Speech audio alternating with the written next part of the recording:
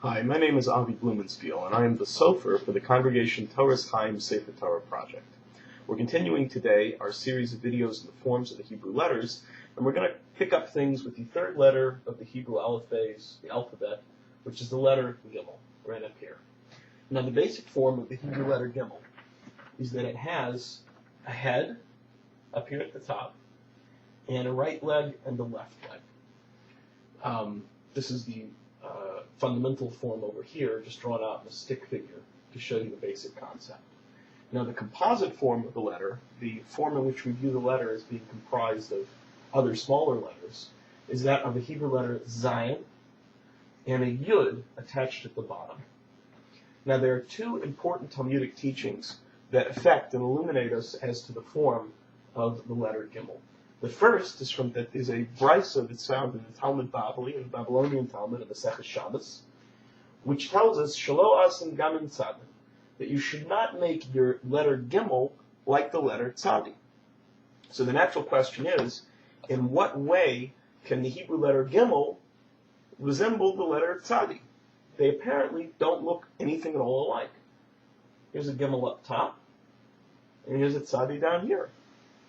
So the answer that the Rishonim, the medieval commentaries on the Talmud, tell us is that it's referring to a GIMMEL when it's inverted, when it's flipped upside down, like we have here.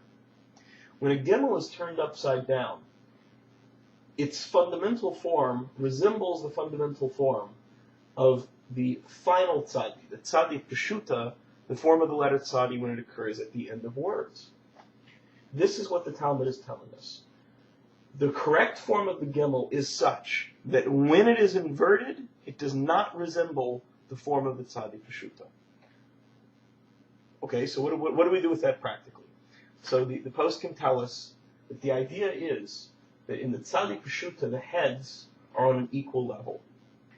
In the GIMMEL, to both emphasize the fact that there is no left-hand head on the inverted GIMMEL, and to also emphasize the fact that the legs are not equal length, we should make an alteration to the GIMMEL, and we should extend the left-hand side, or when it's inverted, the right-hand side, so that it's higher than the level of the other leg, or head, and flipped upside down. So, in order to make a kosher GIMMEL, the right leg on this side has to extend lower and come further down than the left leg. And so if it's inverted, it further distances the form of the GIMMEL from the form of the tzadi peshuta. Now, what happens if you find a GIMMEL in your Sefer Torah, in your tefillin, in your mezuzos, and the legs are of equal length, like that? What's the status? According to the majority of poskim, of decisors of Jewish law, this is a pasul GIMMEL. It invalidates your tefillin or your mezuzos, and they cannot be used anymore. The good news is, however, that it is possible to still correct tefillin and mezuzos if you find a GIMMEL where both legs are written evenly. That's a very big plus, because most of the time, if you find a letter that's written incorrectly in tefillin and mezuzos, there's nothing you can do to save it. They have to be buried or put in a geniza.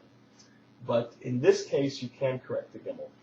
So it's very important whenever you're buying mezuzos, buying tefillin, or buying a Megillah, to be sure to check that the legs of the GIMMEL are written correctly, meaning that the right leg is written lower than the left. If the left leg is lower than the right leg, it's still kosher, because in that case the legs are uneven, which is exactly what you want. But it's best that the right leg be longer, and if they're equal, then you do have a problem, and you need to ask a sofer or a rabbi. Similarly, if you find this during the time of Kriyas Torah, during the Torah reading, then you should make a shiloh on that Sefer Torah. All right, the second important teaching that affects the form of the letter GIMMEL is from the Talmud Yerushalmi, which is known as the Palestinian Talmud, the Jerusalem Talmud, in the Masechet Shabbos, Daf Kuf Dalet, page 104, where it lists a number of midrashim, a number of beautiful interpretations regarding the nature of the Hebrew letters. And it takes them sort of two at a time. Aleph Besa, Aleph Beis, and then Gimel Dalis. So when the Talmud gets to Gimel Dalis, it points out that Gimel Dalis sounds a lot like the phrase Goimel Dalim, which means to do kindness to the poor. The word Gimel, the name of this letter, is similar to the Hebrew word Goimel, which means to do kindness. And Dalis is similar to the word Dalim, which means the poor. So the Gemara tells us that we can learn something from the form of the Gimel and the Dalis. You see how the left leg of the Gimel is written like a hand extending forward to the Dalet who is turned away from the Gimel.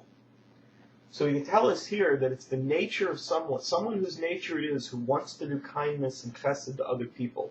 A goimel chasadim. A person like that, the right way, the best way is to go after. You go to the people that are in need and you offer them. You don't wait for them to ask you. You run after those who are in need and you extend your hand. You don't wait for them to come looking to you. That's the best way to really be a goimel chasadim, to go out and help other people, is to be proactive. So from there we see the Talmud is telling us that the leg of the Gimel is extended forward to the Dalet, as if it's holding out an offering. So this is another important teaching that we learned from the Gimel. We learn not only that the correct form is that the leg is extended outward, but it also teaches us something about how we should conduct our own lives and how we should approach mitzvahs, and especially the mitzvah of imilas chasadim, of doing kindness with other people. Okay, we're going to pick up these videos either later this week or early next week with the Hebrew letter Dalet, the fourth letter in the Hebrew Aleph Beis. Please visit ctc-torah.org to follow the progress of our Sefer Torah project, and please remember to donate to support this important endeavor. Thank you very much.